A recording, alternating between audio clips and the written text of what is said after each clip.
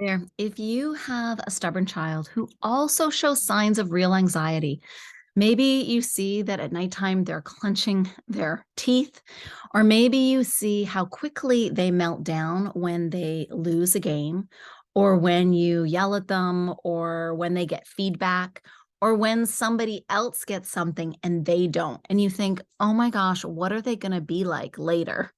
Maybe you worry, how are they going to make friends later? How are they going to deal with unexpected things that come down because transitions are so tough for them? You're in the right place. Today, I want to let you in on some strong-willed child self-esteem and anxiety secrets. That if you have a child who is very willful, is very spirited, who likes to get their way, but also you're like, I think they're really anxious too, this is the perfect place for you. I want to give you 2 tips today, things that you can use in the next 24 hours to see if you can make a difference to actually boosting your child's healthy self-esteem. Why is this so important? Let me tell you. Years ago, I was doing a parenting talk and I had a dad right in the front row, and we were talking about this very topic. And he put up his hand. He was like, Kelly, I cannot tell you how important this is. He said, my wife and I thought we were doing the right thing. Our child, they had a child who was 10 years older than their younger ones. And he said she was so anxious about school. And so we got her a bunch of tutors and we thought it was a big success. She got to a great college. But in first year, she dropped out in the very first semester. Why? Because she couldn't handle the pressure. Now, when her parents weren't around, all her tutors weren't around, she couldn't hack it. I don't want that happening to your kiddo.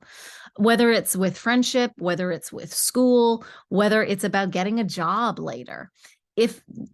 Here's what I've seen, having been a counselor in a local university, I could see the kids who weren't resilient enough, the kids who were coming into my office for emergency crisis counseling because they didn't actually truly believe in themselves.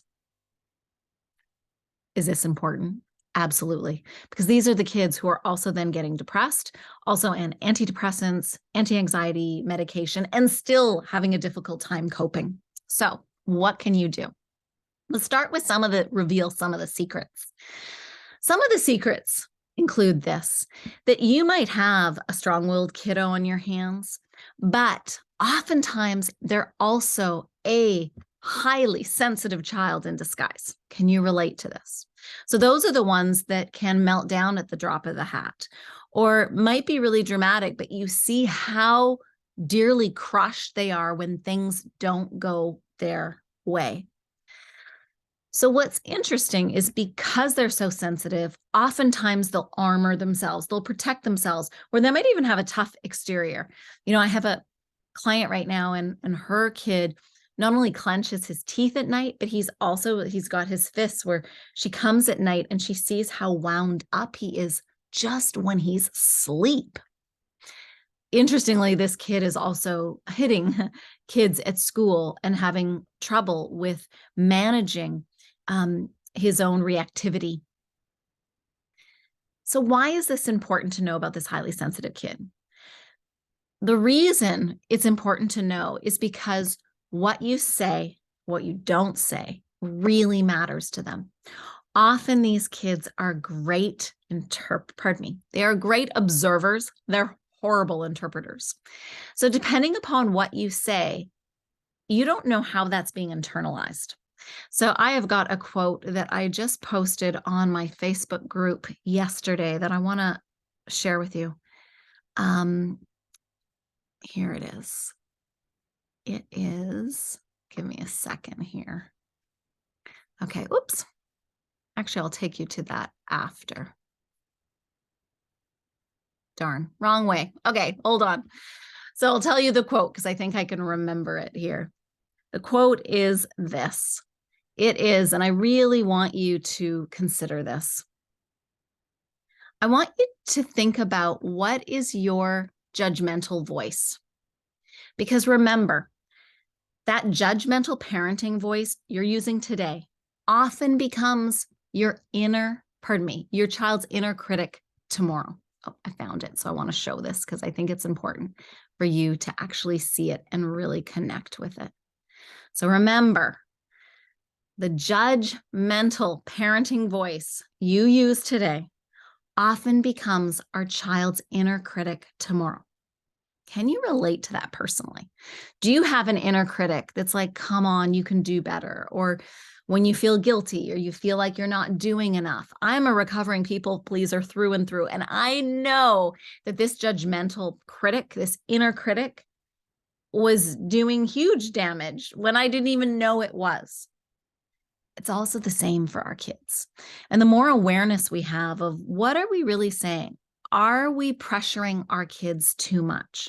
So how do we pressure our kids? Oftentimes we pressure our kids when we don't even realize we're doing it. Sometimes it's through comparison. And sometimes we don't even have to come right out and be obvious in our comparison of, well, your sister does it this way. Sometimes it can just be like, it would be really nice if you did this. Here's the thing, because they can be highly sensitive, they're also really scared of making a mistake because they take it so personally. And so if you're like, well, it would be nice if you did this, if they know your standards are so high and they have a chance of failing, often they won't even try at all. They will give up before they even start. Can you relate to this? By the way, if you like what I'm saying, if you can relate to what I'm saying, I'd really appreciate if you give it a thumbs up and pass it on to another mom or parent you know that could really use this material. I appreciate that. So let's go to the second and last secret I want to share with you when it comes to stubborn kiddos. So the first one is they're often sensitive kids in disguise, right? The second one is they often hide that by protecting themselves, by armoring themselves, by saying like, I don't care, whatever, like you can do what you want. I don't care. If somewhere along the line in your parenting, they felt hurt, they felt misunderstood, they felt unappreciated, they felt shunned by you.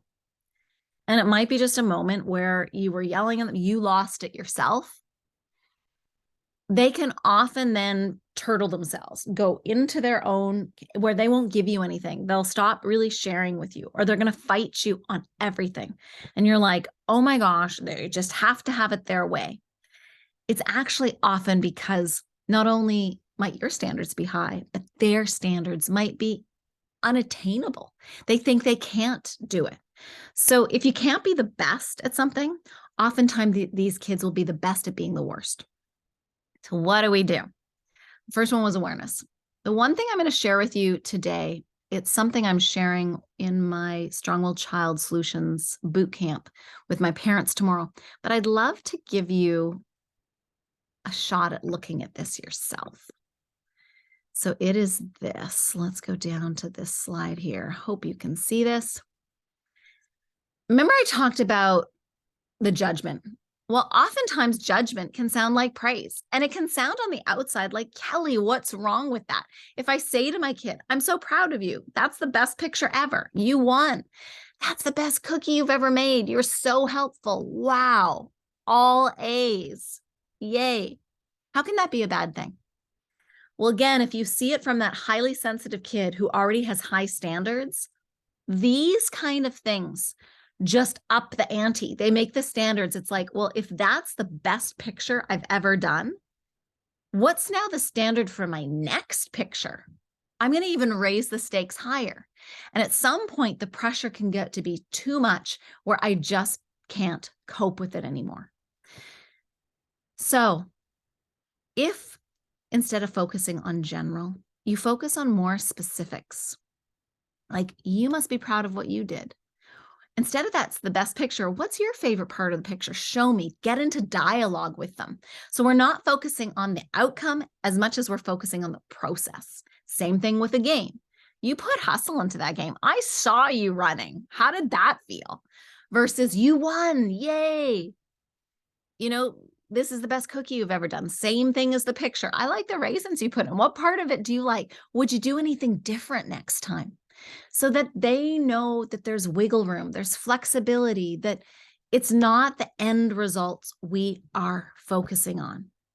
How does this sound to you? I would love to hear from you. And if you like what you're hearing here, if you've gotten some nuggets, and I hope you have, I hope you start looking at, is there the hidden judgment? Is some of the things you're saying that sound so positive actually putting more pressure on your kid? Because the more pressure we have, the less self-esteem we tend to have as well. If you're not yet a member of my Stubborn Child Solutions Facebook group, it's free. I invite you to come on over and join that amazing community.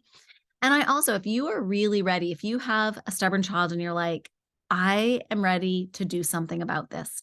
Maybe they're not listening to what you say. Maybe they're not respecting you. Maybe you are worried about the disrespect they have for others or for you, or you think, oh my gosh, what are they going to be like in the teen years? I invite you to hop on a free laser coaching call with me to figure out your strong-willed child. I do this for free because some people turn into clients, but it has to be a right fit. I also do it because I believe that we need more parents who are successfully raising stubborn children to be the next great leaders in our world, to have leadership in their own communities. If you haven't heard this lately, thank you for all you do day in, day out for your kiddo. I know it's not a sprint. It is a definite marathon. It can be one of the hardest things you've ever done, but I so appreciate you joining with me today. Thanks so much. If you want any more information, you can visit joyfullyparenting.com. Take care. Bye now.